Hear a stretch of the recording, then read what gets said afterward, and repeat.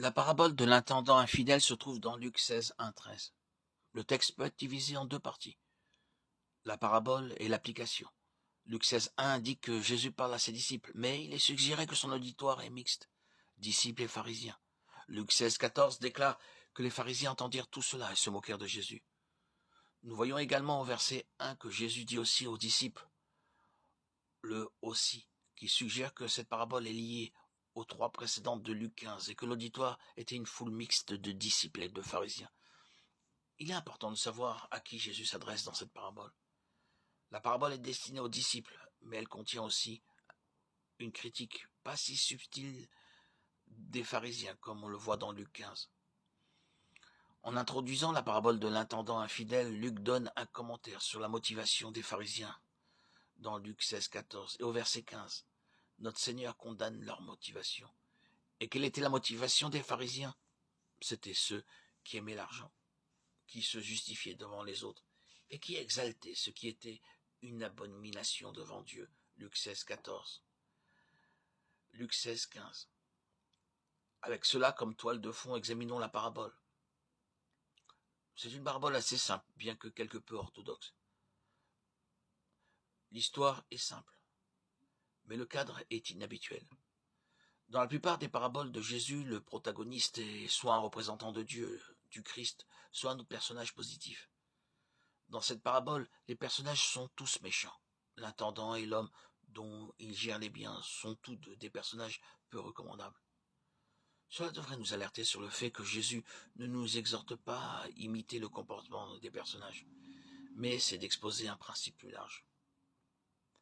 La parabole commence avec un homme riche qui appelle son intendant devant lui pour l'informer qu'il va le relever de ses fonctions pour avoir mal géré les ressources de son maître. Un intendant est une personne qui gère les ressources d'un autre. L'intendant avait autorité sur toutes les ressources du maître et pouvait effectuer des transactions en son nom. Cela exige le plus haut niveau de confiance dans l'intendant. Cela n'est peut-être pas évident à ce stade de la parabole, mais cela devient plus évident plus tard. Mais le maître n'est probablement pas au courant de la malhonnêteté de l'intendant. L'intendant est libéré pour mauvaise gestion apparente et non pour fraude. Cela explique pourquoi il est en mesure de faire quelques transactions supplémentaires avant d'être libéré, pourquoi il n'est pas immédiatement jeté à la rue ou exécuté. L'intendant, se rendant compte qu'il sera bientôt au chômage, conclut des accords astucieux dans le dos de son maître en réduisant la dette de plusieurs de ses débiteurs en échange d'un abri lorsqu'il sera finalement mis à la porte. Lorsque le maître prend connaissance du comportement du méchant serviteur, il le félicite pour sa ruse. Dans son application de l'histoire, dans les versets suivants, Jésus commence par dire car les fils de ce siècle sont plus prudents dans leurs actes envers leur propre génération que les fils de lumière. Luc 16, 8. Jésus établit un contraste entre les fils de ce siècle, c'est-à-dire les incroyants, et les fils de lumière, les croyants. Les incroyants sont plus prudents dans les choses de ce monde que les croyants dans celles du monde à venir. L'intendant infidèle, une fois qu'il a su qu'il allait être mis à la porte, a manœuvré pour collecter rapidement de l'argent, tromper son maître, qui plus que probablement trompait ses clients, et se faire des amis parmi les débiteurs de son maître, qui seraient alors obligés de prendre soin de lui une fois qu'il aurait perdu son emploi. Quel est donc le rapport avec la sagesse des croyants quant à la vie à venir? Regardons Luc 16, 9. Et moi je vous dis, faites-vous des amis avec les richesses injustes, afin que quand elles viendront à vous manquer, ils vous reçoivent dans les tabernacles éternels.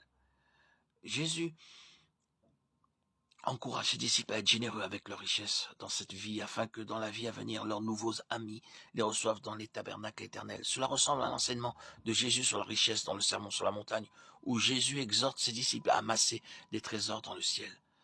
Matthieu 6, 19, 21.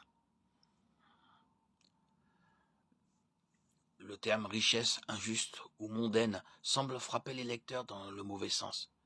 Mais Jésus ne dit pas que les croyants doivent acquérir des richesses injustement.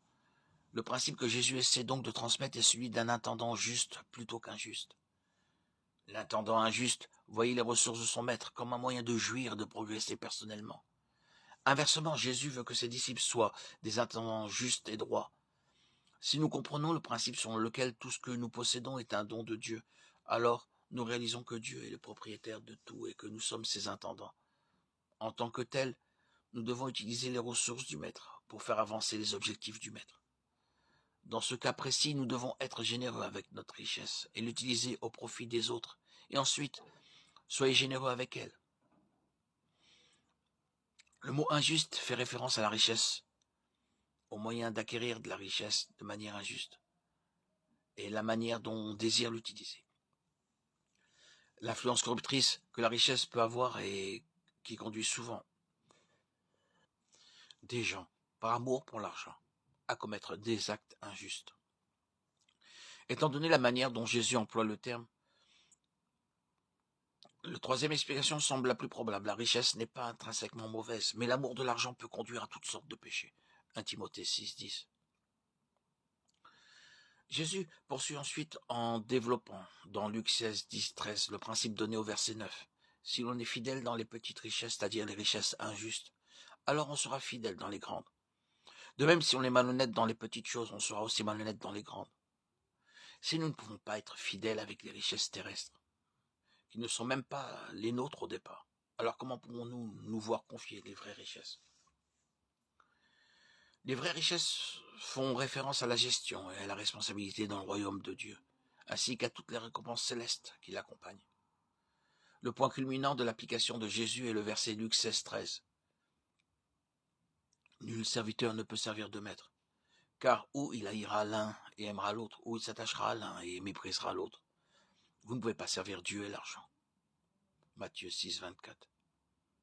Si Dieu est notre maître, alors notre richesse sera à sa disposition.